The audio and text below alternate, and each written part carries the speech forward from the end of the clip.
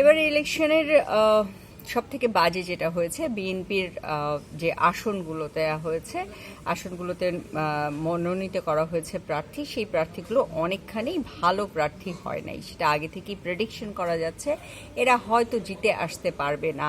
তাহলেও কেন বিএনপি তাদেরকে দিল? এখন আমার কাছে মনে হয় যে বিএনপির আসলে নতুন করে আবার নমিনেশন রিশাফেল করবার সুযোগ আছে, এবং আমি বিএনপিকে অনুরোধ করব তারা যেন তাদের নমিনেশনগুলো রিশাফেল করে, নতুন করে আবার বিবেচনায় নেয়।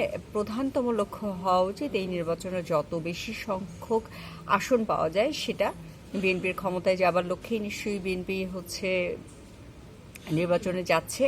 রাষ্ট্রে সরকার গঠন করতে চায় নিশ্চয়ই তারা, এটাই আমরা বিশ্বাস করি।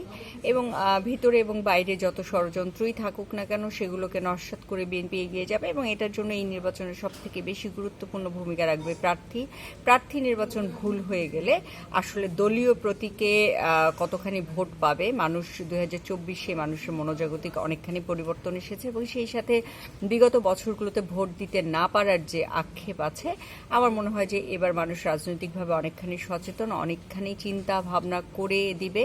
শুধু প্রতীক দেখবে তা মনে হয় না, একই সাথে প্রার্থী কেমন সেটাও তারা দেখবে। সেক্ষেত্রে আমার বিএনপির প্রতি অনুরোধ থাকবে যে এই নির্বাচনে যেন বিএনপি অবশ্যই তাদের প্রার্থী অলরেডি যেগুলো দিয়েছে অনেকগুলোর ব্যাপারে আমার কাছে মনে হয়েছে যে প্রার্থীগুলো প্রপার হয় নাই, সেগুলো তারা বিবেচনা করলে বোধহয় ভালো হবে, বেশি সংখ্যক আসন পাওয়ার সুযোগ থাকবে।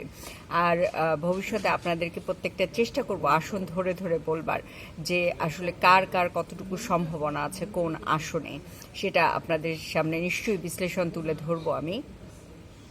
এখন আপাতত ফোকাসটা নির্বাচনে থাকুক, যে আইন শৃঙ্খলা পরিস্থিতি এই নির্বাচন কমিশন কতটুকু নিয়ন্ত্রণ করতে পারবে এই স্বরাষ্ট্র উপদেষ্টার মাধ্যমে, সেটা একটা বড় বিষয়। এবং যদ্দূর জানা যাচ্ছে যে নির্বাচন কমিশনের আন্ডারে আইন শৃঙ্খলা বাহিনী পুরোটাই চলে যাবে।